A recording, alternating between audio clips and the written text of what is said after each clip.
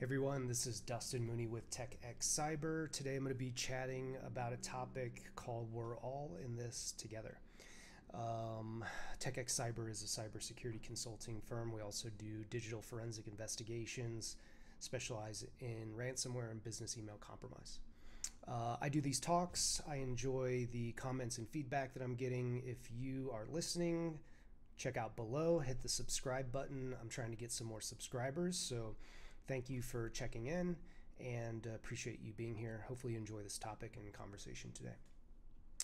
So I want to talk a little bit about what does this mean? We're all in this together. And I think in our hyper individualistic kind of society that we have here, we like to think that we are the masters of our own domain. And I really want to kind of break that down a little bit when it comes to cybersecurity, because while that can be certainly true, and there is certainly an aspect that we're responsible for taking care of ourselves, there are moments and there are situations that we just can't help but find ourselves in where somebody else may be increasing our likelihood of being attacked or maybe introducing vulnerabilities into our environment. And so I want to talk about what this looks like going up the scale from like a positive thought process of like how can we help each other, as well as what to look out for in a negative direction of things that maybe could impact us in the long run in the future. So with that, I'm going to go ahead and start moving here. And hey, look, if you've watched one of my videos, risk is something that comes up in every single one. If you're really comfortable with this topic, feel free to skip ahead. I'm going to drop a time here that you can jump to.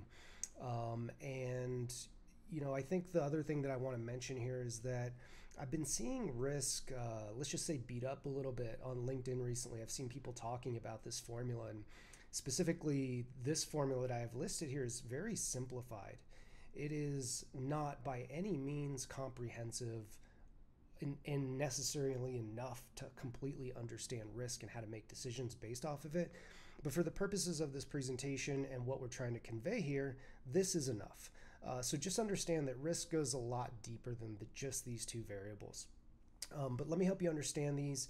And this is important for the remainder of the conversation. So really try to soak this in and think about, as I get to slides 4, 5, 6, 7, think about how these topics may start showing up again. So risk is the likelihood of a negative cybersecurity event happening to you, multiplied by the impact that that would have on your data and your systems.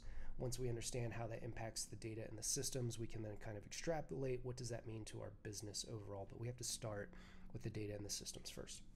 So knowing that risk is two variables here, let's start with likelihood and talk about that and see what are the things that make something more likely or less likely to happen to you. So said another way, we are operating here on a sliding scale. Some things are more likely, some things are less.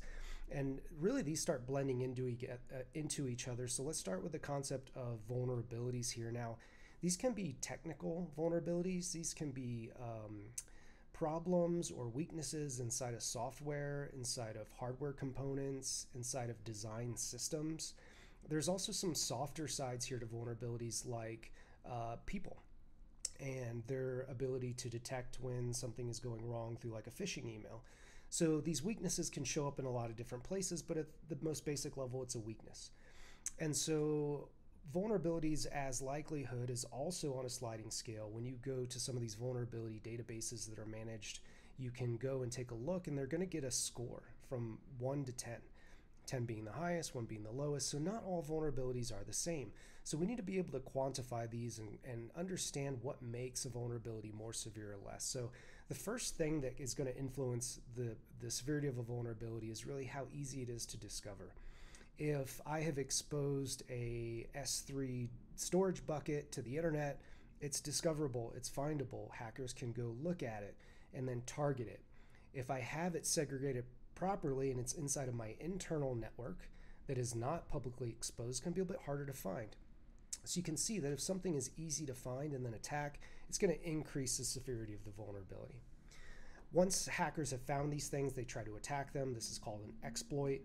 How easy is it for me to take advantage of the vulnerability that exists? Some vulnerabilities don't even have publicly available exploits. Some of them are kept very tightly secret by hackers. Some of them have specific sets of conditions and scenarios that need to play out for a vulnerability to be attacked that are mostly theoretical. And so you may have a vulnerability with no exploit, and so that's going to bring down its severity. And so some of them are very easy to attack, and there are software programs that we can go download and launch against a company or a target that's very easily going to take care of something. So again, easier to exploit here, higher the severity of the vulnerability. The third one here is about numbers. How many hackers, how many people that want to do some bad stuff know that this exists and have an exploit to use against you? Now, there's a couple arguments that could be made here. I think my first one is the more aware and the bigger the group of people that are going to come after you, statistically speaking, the increase in the severity of vulnerability, just sheer numbers game here. Now, we could also argue that if only a few people are aware of a vulnerability, the numbers are not there, but the severity could still go up because we likely don't have some sort of patch, some sort of way to detect that something's happening, and a way to stop it. And so there's some arguments that could be made, but in general here, the more individuals that are aware that this is there, the higher the probability you're going to be attacked, the higher the severity of the vulnerability. And then finally, the last one here is this is the one that we can control. This is something that we can do about this. This is the ability to prevent, identify it, stop it, and then remediate whatever has happened if something goes down. So our ability to prevent something and detect a vulnerability can reduce the severity of it. So I want to take number 4, transition into this second column here that says risk treatment. And this is where risk treatment shows up. This is our ability to prevent. So what is risk treatment? This is a company's ability to find out what our risks are first, to find out which ones are most significant to us and prioritize them, and then find the strategies and the cybersecurity best practices that we need to implement to reduce the risk to an acceptable level. Maybe when we implement this cybersecurity best practice, the vulnerability goes away.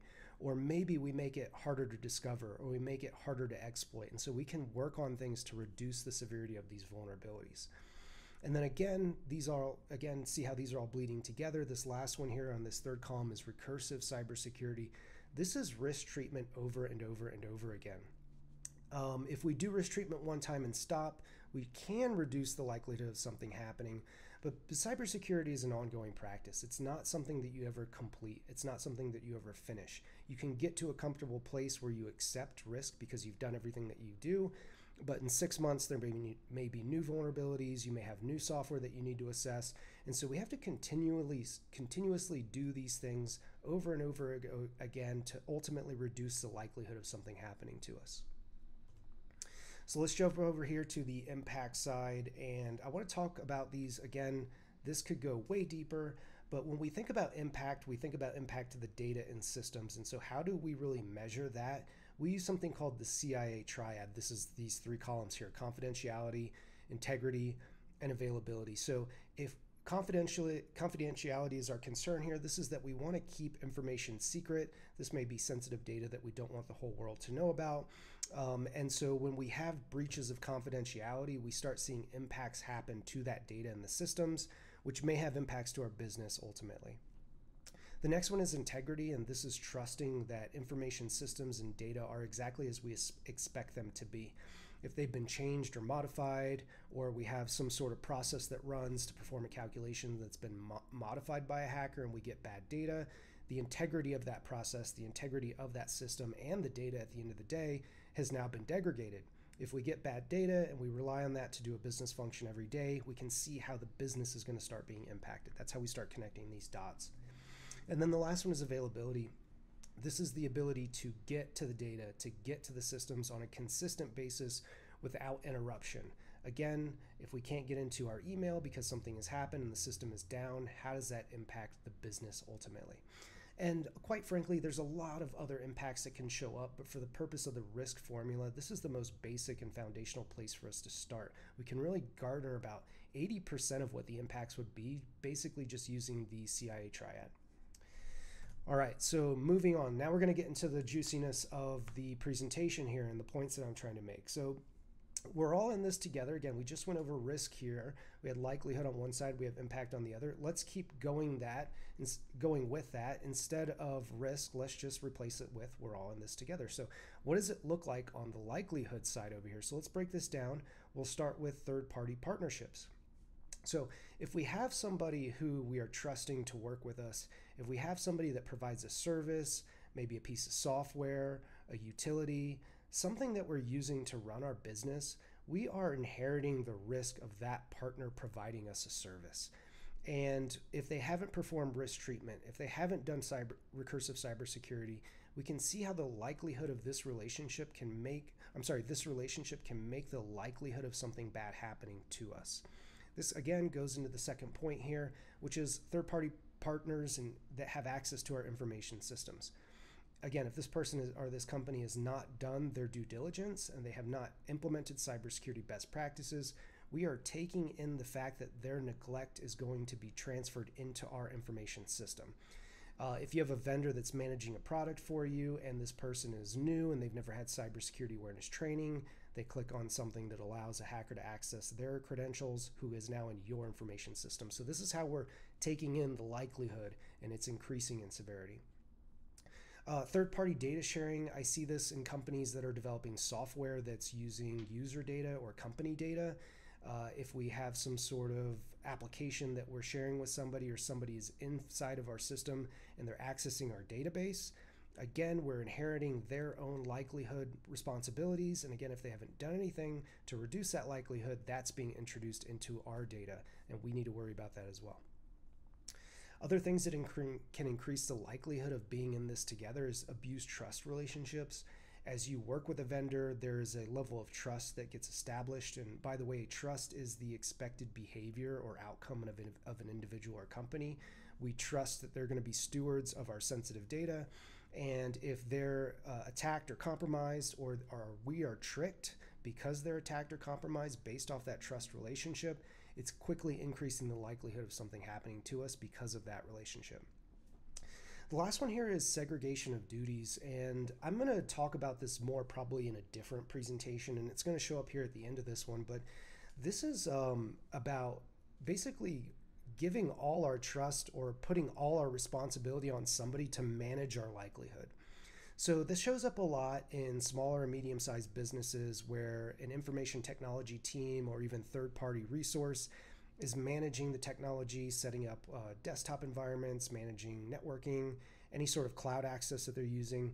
And so if we are delegating these responsibilities to give us uptime and connectivity, and we're also designating the responsibilities of determining what the risks are in those processes, we don't have a segregation of duties. We're relying on one company or group or people to do everything. And so the validation is not there. And so we start getting this likelihood increase because of that reason. So hopping over here to the other side on impacts, let's go down this same way I did with likelihood here. So cybersecurity questionnaires and information requests. This is impacting us in some very unique ways, because what's happening is if we want services from a company, they may say to us, okay, we're going to offer you services, or you're going to give us services, but you need to fill out this information request first. You need to tell us what you're doing about your cybersecurity. And so you may lose access to that customer or their services because you haven't addressed your cybersecurity adequately, and maybe you're ill-prepared to answer these questionnaires. The next one is, and again, these are kind of related here, laws, mandates, and oversights. As we are required to do more cybersecurity, we're starting to see the impacts get reduced. If we have to do something and we need to validate that it's completed, we're going to be reducing our overall impacts because we're implementing cybersecurity best practices.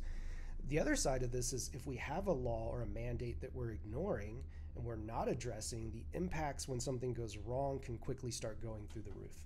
So again, we're in this together, as in terms of there's a relationship that somebody is telling us, hey, you have to do this. We get to choose whether we do it or not. And that party can have some sort of control or impact on the success of our business if we do or don't address it. Impacts here for abused trust relationships as well. If you're working with a client or customer and your email is compromised and they are tricked because of this, and I'm going to talk about this in a little bit more detail in a second, The trust relationship between you and them may be degraded, and your ability to retain them as a customer may be degraded as well. The next one is supply chain sharing. These can go up and down. Again, this is going to show up in a different slide. But if you rely on a company to produce a widget so that you can produce your own widget, and they've neglected their cybersecurity, they become infected with ransomware, their systems are shut down, and they can't provide you with the resources that you need to develop your own products, we're quickly getting impacted because of this supply chain sharing. The other way that this shows up is if somebody's done a great job. If somebody's done great in their cybersecurity and you are trusting them and you have continuous service and there is no downtime, this is a good thing for your impact. It's actually reducing the impact. And then finally, degradation of your reputation. If you are known as a company that's getting hacked constantly and you're providing some sort of service, your reputation may be lowered. This could impact the success of your business. However, if you're doing all of this recursive cybersecurity and addressing your risks, people, individuals, and companies will notice this, and this will actually increase your reputation, and people may be more likely to want to work with you. So let's go a little bit deeper here, and I want to walk you through this negative web of risk, and my ask for here is for you to follow the mouse. Now, we're going to go through 3 tiers. We're going to go through negative, we're going to go through neutral, and we're going to go through positive. Some of this has shown up on the other slide, but I want to be a little bit more specific here. So what you're looking at is the cycle of a business email compromise. And this plays out, I would say, 90% of the time in this particular format. And really what we have is 2 kind of domains here. We have this first domain, and if you follow my mouse here, we've got a circle around this portion, and then there's this other side of the attack that happens over here, okay? And ultimately, though, it's all wrapped up together. So let me talk about how this plays out and how I want you to think about how we're all connected, right? Because that's the point of this presentation. This hacker is connected to you, who's connected to all of these partners over here. So let's chat about this. So untrusted hacker, you've got somebody doing something bad, sends over, and something I guess that maybe is missing here from this is a malicious email, and somebody ultimately supplies their username and password. We're likely missing multi-factor authentication.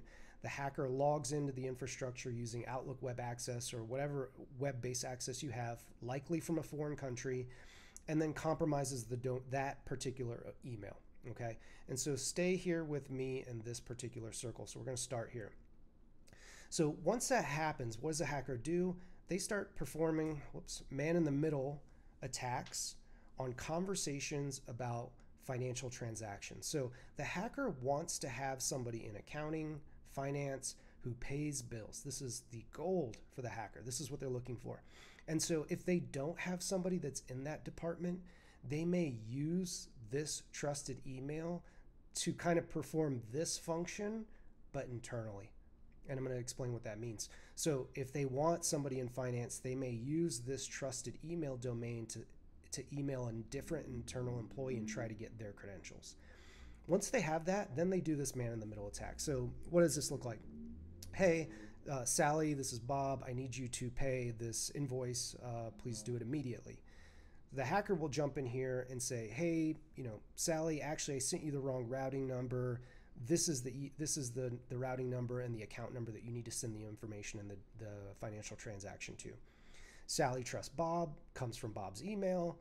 Bob is somebody she talks to all the time, but in reality, this isn't Bob, it's a trusted hacker pretending to be Bob. Sally sends the money, hacker gets the money, and repeats this process as many times as possible. I have seen this happen to one company, I think maybe 10 times. They just kept sending the money, sending the money, sending the money. And then finally, something happened that alerted them that went, oh, we're not actually talking to Bob here. We're talking to hacker guy. And so the hacker will stay in this formula here as long as possible. Now, let's say they've done this several times, or maybe even the first time, and they've been successful. They start to move out of this domain or utilize this domain outwards. And that is to your potentially compromised partner number 1, number 2, and then N, and then as many as they can. They're going to steal your address book, the contacts in your address book. They're going to use the trust established in your domain name and the email account that looks legitimate or technically is, but is controlled by a hacker. And they're going to start sending malicious emails to trusted partners and resources. Now, these partners over here don't know that this is going on, okay? They talk to you every day. They send you money every day. And today is no different from a request that they're getting from you. So there is a trust relationship that's happening between all of this. And all of these individuals getting this are going to, at least maybe one of them may make a mistake and start communicating with the hacker, or may log into a phishing website that the hackers, again, used your trusted email to convince somebody to click on and access a document. And now this partner moves over here. And then this all starts happening again. Trusted hacker listens for financial transaction, jumps in the middle, gets money. And we start creating this circle. Again, once this partner gets compromised and moves over here, all their partners become potentially compromised partner number 1, 2, and N. And so this web of compromised infrastructure starts happening. And when I do a business email compromise assessment, there are many, many instances where I can tell that a related partner has been previously compromised or a new partner has been compromised based off the business email compromise. It is almost never isolated in a vacuum. There is always a spread and a branch, and this is what a negative web of risk looks like. So if we haven't trained and tested our employees to spot phishing emails, they have weaknesses, they have risks, they have vulnerabilities that are exploited by the hacker.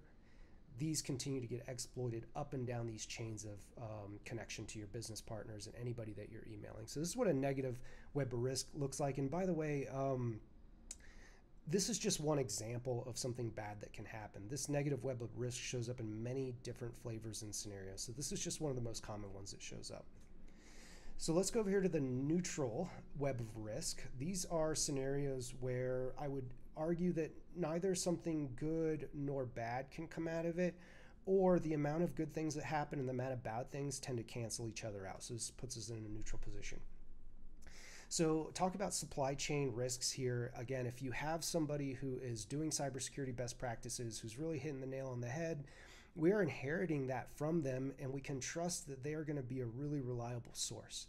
On the other end of this, if you have somebody that you rely on for a critical component that's ignoring their cybersecurity and is not paying attention to it, we're also inheriting a negative web of risk here. So these two tend to cancel each other out. I would argue probably half of your partners are doing it great, half of them are doing it wrong. And the cool news is there's something that we can do about this. We can check.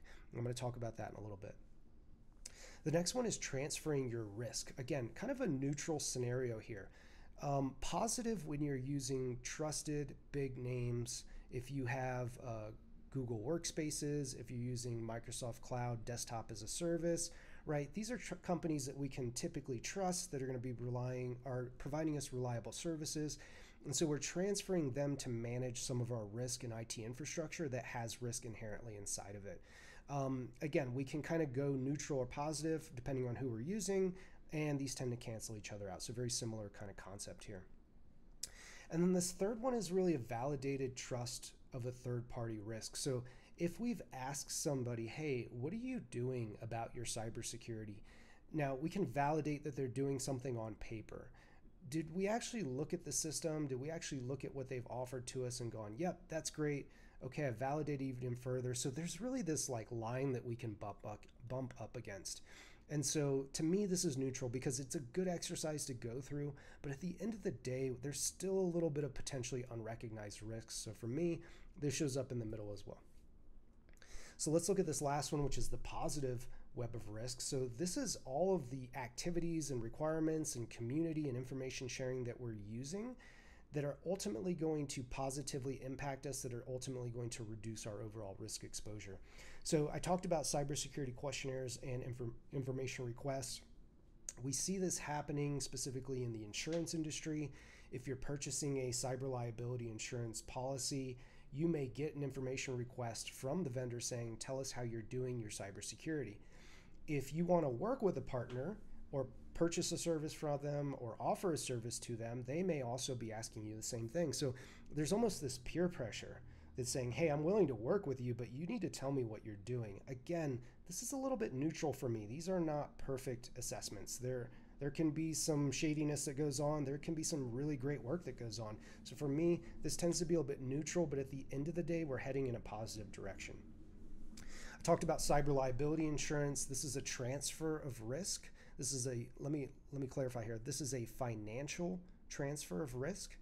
Cyber liability insurance does not restore your confidentiality, integrity, or availability. It is a piece of the puzzle. It is not the end-all be-all solution, but at the end of the day, cyber liability insurance is driving some of these risk-based questionnaires, as well as taking on the financial risks that we're inheriting as a business if we do have a cyber attack. We also have intelligence and information sharing platforms. This is, if you have a robust cybersecurity program, you're going to get to the point where you're going to start sharing information. Hey, I have this data about a hacker that targeted me. You need to know about this. Please check your web access filters to determine if anybody's visited this malicious URL. And so we can start sharing this information that will ultimately reduce our risk in the long run. We have these publicized cyber efforts that I'm really enjoying. So if you see some of these reputable companies that we're transferring risk over to, a lot of them are publishing reports. Hey, this is what I've done for cybersecurity. I've hired an independent third party to perform these investigations, to perform this assessment of what I'm doing, and they've validated me to a point where they've given me a certification that says I'm doing a good job. This is, again, increasing our positive web of risks. These are the types of clients and customers that we probably want to look for and ask for these documents. Again, the cybersecurity laws and intrasector governance. So intrasector governance ties over to cyber liability insurance. We have these sectors that are asking each other questions. What are you doing about cyber? As well as laws and regulations are saying you must do these things. This is a form of mandated trust. You must do these cybersecurity efforts, and if something goes wrong, you must do these things. These are driving us in a more positive direction, reducing our risk exposure. Again, still like a lot of work to do, but we're moving in the right direction.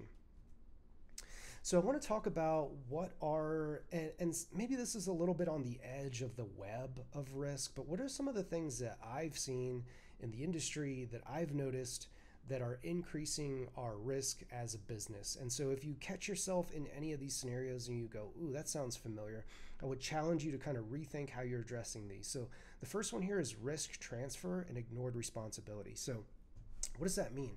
We talked about transferring risk. This is giving somebody else delegation over a piece of responsibility in the terms of IT systems or functions.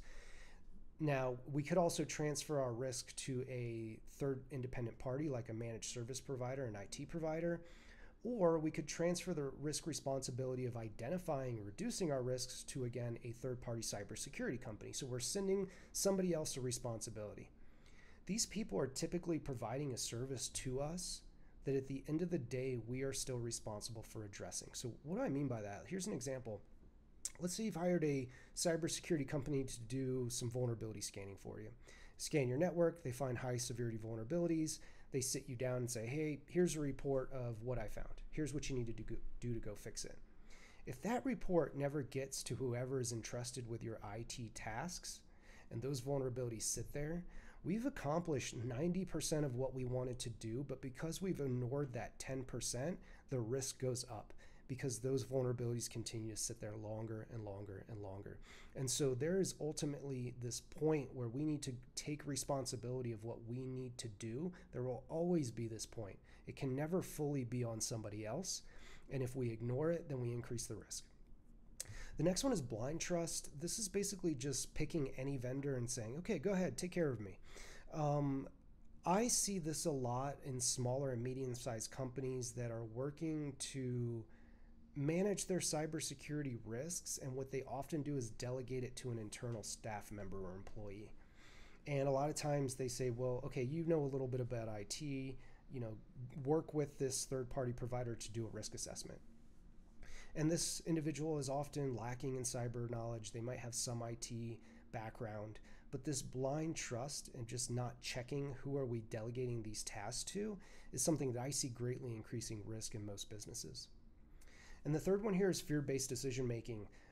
This is not using risk-based decision-making, this is using fear. And when we do that, all of our cybersecurity concerns, all the things that we're worried about and that we need to address become equal. And that just can't be the case. Not everything is important as the next thing. Some things are more important than others. And if everything that we find that's a problem, we react to it based off of fear, everything gets the equal amount of attention, and that shouldn't be the case here. And so what we need to be doing actually is finding out what is most important to us based off our data and our systems. If you go through a risk assessment, this is a great place to go. Where does this problem that I'm identifying fall inside of my risk assessment? How much attention should I be giving to it? So we want to move away from a fear-based decision-making process to a risk-based decision-making process. So this is another piece of it, right? How are we all connected? Who should be helping you? Who should be coming into your business and taking care of your risk? So I'm going to run down these 6 points here. And so who should do this? The primary stakeholder should. Somebody needs to take ownership of the cybersecurity information risks and say, I'll do it. Now, there's some exceptions here, right? And if you take a look at number 1, I say do it yourself. This is the primary stakeholder, but unlikely. And so like, why is this unlikely? It's unlikely that the CEO or the board members or whoever's at the top actually has the cybersecurity knowledge to adequately identify risk, implement cybersecurity best practices, perform recursive cybersecurity, right? That's a lot of work. So they may not be able to do it themselves, but they're still responsible for it themselves. And there are ways that they can be responsible for it while still transferring the responsibility. So number 2, transfer it internally. Am I hiring an internal staff to manage this risk? Yes. We can still bump into this number 1 here, ignored responsibility, if we transfer it to an internal staff member who does a great job and gives us a report and we throw it in the trash or we ignore it. This is not managing your information risk. This is transferring the risk and then ignoring it. The next one would be transferring it externally. Can we hire a company to come in and do something? Can we hire them to do a risk assessment for us and figure out what are the problems that we have? What are the things that we need to address? Again, it starts rolling back up the chain. Somebody ultimately needs to validate and go, okay, we fixed all these problems. Here's the report. It's implemented. Our risk is reduced. And as we do this, one way that we can check if you don't have the skills again is to utilize an independent audit resource. Have an internal audit team, have an external auditor come in and go, hey, we said we wanted to fix all these problems. What do you think? Did we do a good job? Nope. Okay, we still need to fix this. And then the responsibility rolls back up. The next one here is making sure that we allocate specific resources to the identification of risk and the reduction of vulnerabilities. So the primary stakeholder is responsible for giving enough time, money, and effort delegated to an internal or external source so that they can be successful. If the primary stakeholder is not doing that, they're acting diligent and they're not addressing the risk the way that they should. And number 4 and number 6 are a little bit similar here, but at the end of the day, we want to validate it. We've hired a third-party IT company to do something for us. We trust that they're doing a good job. We need to check. We need to inquire. We need to know what's actually happening. We need to have a little bit of a taste of what's happening in that world. If we blindly trust them and we give all the responsibility and we never check, then ultimately we're not managing the risk, which we should be doing ourselves. So that is a presentation about how we're all connected together. Just to kind of recap a little bit here, risk is the multiplication of the likelihood of something happening multiplied by the impact. There are certain likelihoods that may be increased or decreased based on the type of relationship that we're having with individuals and companies and based off of how they've addressed their own cybersecurity.